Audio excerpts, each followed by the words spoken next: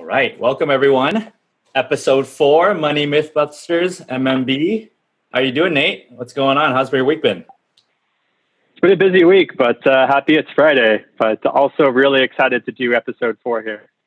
Episode 4, episode 3. Which one are we on right now? Am I losing count? Actually, I don't. Maybe it is. Actually, you're right. It is 3. You're right. Yeah, I think it's 3. I'm already looking forward to next week's. I am excited about episode 4 as well. Won't jump to that quite yet. I'll talk about that in 1 second. But episode 3, Money Mythbusters, we're going to talk a little bit about 401ks. A big one because it is one of the biggest vehicles available for someone to be saving in general. And we'll talk a little bit about why, what are some of the advantages, disadvantages, but the myth that we're talking about, and there's going to be multiple myths within this, but the myth that we're going to be starting with in just a second is going to be talking about how if my company doesn't match my contributions, it is a waste of time to contribute to 401ks. Okay, so we're going to dive into that in one moment. But of course, I wanted to talk a little bit about what we're going to be discussing is really for educational purposes only, right? It's not supposed to be taken as personal financial advice for you. So when Nate and I are discussing it, we're talking in the most general sense, but trying to be as informative as possible to you. If we're touching upon any investment type topics, again, it's not a solicitation to be buying any investment products, right? It's really more, again, from a teaching perspective and an understanding perspective. Finally, of course, 401ks have some tax considerations to it, right? And so we're not here acting as your tax preparers or professional, right?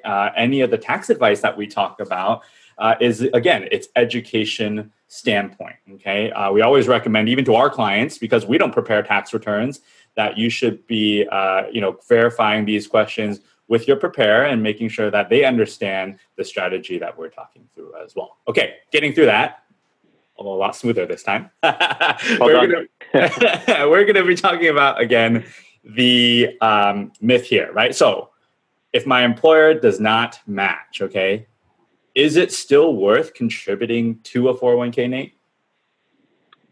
My answer is yes, but there's lots to talk about there. So let's cover just why we would want to contribute to any retirement accounts, right? Tax deferred growth, or tax-free growth in the case of, Roth IRAs or Roth 401ks, can be extremely powerful, right? Let's say you don't invest in a 401k or an IRA and you just put it into a brokerage account. That brokerage account is going to be eaten away at a little bit every single year through capital gains. And so from our studies, over a 15-year time period, if you put the same dollars away into pretax or same dollars away into Roth, generally, assuming same rate of return, you may see as much as a 20% or more increase in your dollars, even though you have the same rate of growth, because it's not getting eaten at from capital gains tax.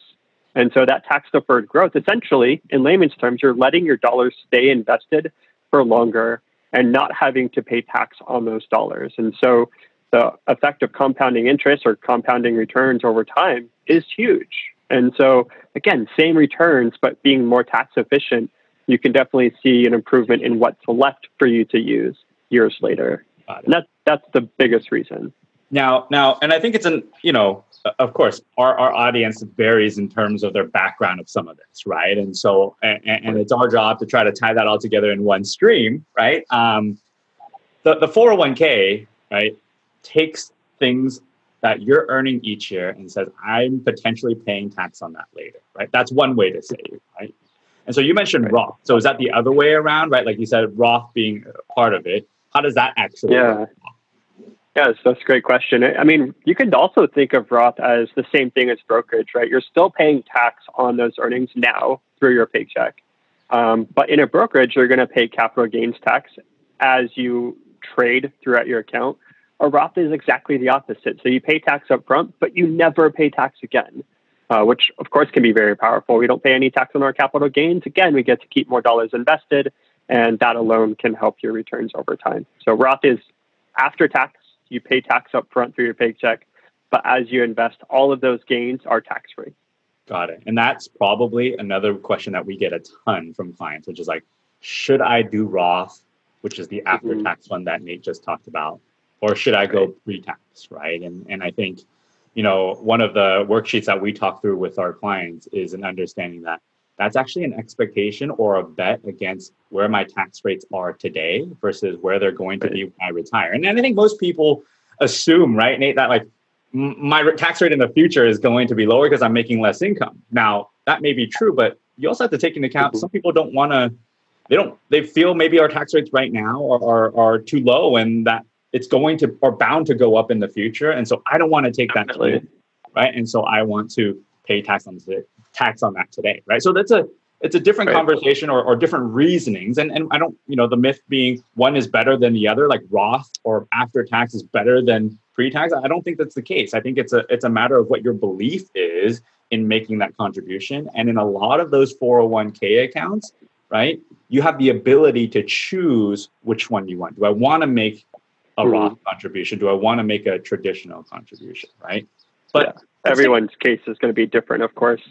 But what we are saying, though, is tax deferred growth in either direction is going to be a brokerage account, assuming same rates of return. Agreed, right? Like unless you buy one stock and hold it forever, right? In which case you may not pay that tax on the account, but you're right. I mean, most people are buying and selling, and it's a lot easier to do that sometimes in that retirement or tax deferred account.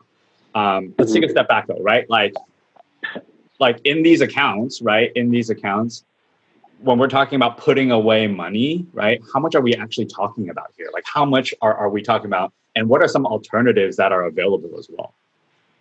Definitely. Yeah. So there's two buckets of retirement accounts, right? There's IRAs, there's 401ks. So we're speaking mostly to 401ks today, but if you don't want to participate in your company's 401k because of matching, you can still do an individual retirement account, assuming that you don't hit that income limit, right? So for married couples, it's somewhere around $196,000 of earned income. And so being in the Bay Area, a lot of our clients tend to earn over that. And so from an income perspective, they don't qualify to necessarily do a pre-tax IRA or a Roth IRA. But if you do, putting $6,000 into an IRA can be helpful. The reason that we say so is from an investment perspective, right? You actually can invest in whatever you want to. If you want to go buy Amazon stock, you want to go buy Tesla stock, you can do so in an IRA account. You generally cannot in a 401k account, with one exception that we'll talk about in just a minute. But then the contribution limits on 401ks is much greater, right? Pre-tax or Roth, it's $19,500. If your company has an after-tax contribution ability, you can do more. We won't dive too deep into that, just to keep it pretty general for today. But $19,500 is obviously way more than $6,000. And so if you really want to maximize your retirement contributions, 401k may be the better path. Yeah. And technically, if you're under those income limitations, right, like IRAs and 401ks, both retirement, both tax deferred, but the contribution limits are treated separately. Like I think that's a confusion that happens a lot. It's like, oh, if I contribute to 401k, I can't do IRA. If I do IRA, I can't do the other. But those are two separate sections of tax codes, two separate sections of how they calculate contributions. So as long as you follow the rules, it's possible that you can make contributions to both sides. And hey, good for you. Like if you have enough income to save, right? Ultimately, what we're talking about is that's key, right? To be able to actually put away money. And I think, people who come to us know that savings is a good thing. But it's of course hard to actually make it happen sometimes. And so, which kind of takes me to this other question, right? I mean, you have this other side of the coin where, people will always be like, the initial myth was like, hey, if they're not matching, it's probably not worth contributing. There's the other side, which is like, hey, you always have to save to 401k. You always have to put money in. And we've listed a bunch of reasons like the tax deferred growth, reasons why it's beneficial to do it. But Nate, what's the other side of the coin? Like, why wouldn't I want to contribute to a 401k? Like, what are some of the reasons there? Right. Yeah, that's a great question. Honestly, it's a question I had with my morning client just today. This particular client is hoping to save for a house. And that's really their goal. They just had a kid, and so they want to be stable and live in a home for the next 10 to 15 years. So a home purchase is super valuable to them, not only from a financial, but just a psychological perspective. And for them, maxing out their liquid savings might actually trump their retirement savings goal. And so in their instance, we chose not to max out 401k contributions so that we can have more money to save for that down payment on their home. It doesn't necessarily even have to be a down payment on a home. It can be any sort of goal that you may have that's short term that could take priority to your longer term retirement objectives. Now, for them, I've told them and I've prefaced it to say, this should really be a short term thing. We shouldn't ignore your retirement for too long. But we do want to catch up on that later. But for now, we're really trying to get them to have that down payment for the home. So it did trump their 401k contribution goal. So you're telling me I shouldn't stop my 401k to go buy a Tesla. Is that what you're saying? Do not do that. All right. So I probably should listen to my own advice there. I think that's good, right? I mean, so much of what you hear out there about 401ks, the power of it, I think really boils down to the ability to save, right? I mean, that's one, right? It's like the ability to actually put away money. And then, of course, as you're putting away money, the ability to have it either defer taxes now or in the future is certainly powerful, right? But then we just have to be aware of some of the limitations, right? I mean, once you put to the account, it's something that you anticipate to be not accessible for some time, right? And some of these 401ks, and if you haven't looked into it, there are ways to have loan provisions, and we don't want to always be able to rely on a loan. There's some dangers in doing that. But of course, we just went through a time of a pandemic, or still going through a pandemic, where sometimes you need money and you weren't able to access it. And a 401k loan from that perspective can help you get through some difficult times, right? It's not common. We use it in our planning instruments, but it's certainly an instrument that we're very aware of that is available, right? And so it has to make sense. It has the client and you as the viewer right now needs to know that this is something that has risks in it when talking about how you could access your 401k. But bottom line is that you're able to save, and that saving helps you achieve long-term goals. Also helpful sometimes that it's just being taken from your paycheck and you don't know. So I can't be planning for buying a car. Instead, I'm planning for my retirement, right? So that's a good thing as well. Yeah, I think that automated savings is maybe something that doesn't get spoken about enough, right? If you have that money taken out of your paycheck before you even get a chance to spend it, that's a great way to just help your future self. So I think that's a good call out. All right. If you guys know me, if you're streaming this and watching this and know myself, right, it's good to put that money away, because if I see those dollars, we're tempted to spend on some of it. And so, out of sight, out of mind. That's right. And I think you're right. Like, it doesn't get talked about enough that from a mechanism standpoint, right, that is actually pretty powerful as well, right? So, one more thing to call out, I think some of the frustrations around 401k accounts is their limitations in how you can invest, right? A lot of 401k plans, actually it's trending back the other way in the wrong direction, in my opinion, but a lot of 401k plans have maybe 15 or 20 funds to pick from.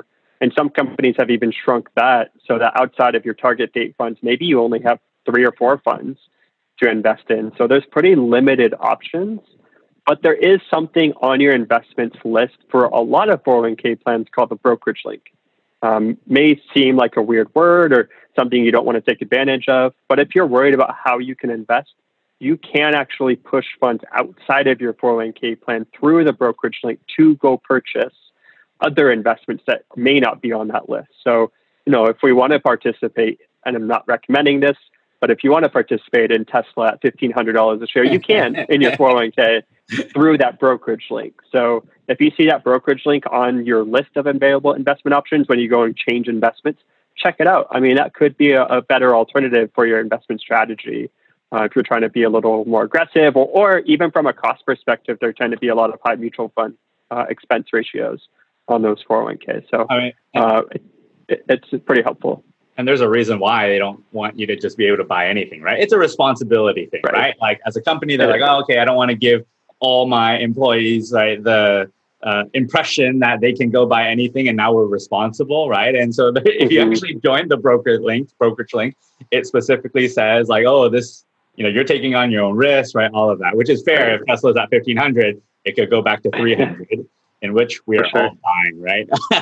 So, but yeah, no, it's ultimately I think the retirement account, the naming of all these accounts, make it seem more difficult than it actually is. And I think that's part of what we're trying to do is helping you guys simplify some of that, right? Because ultimately it's a savings account.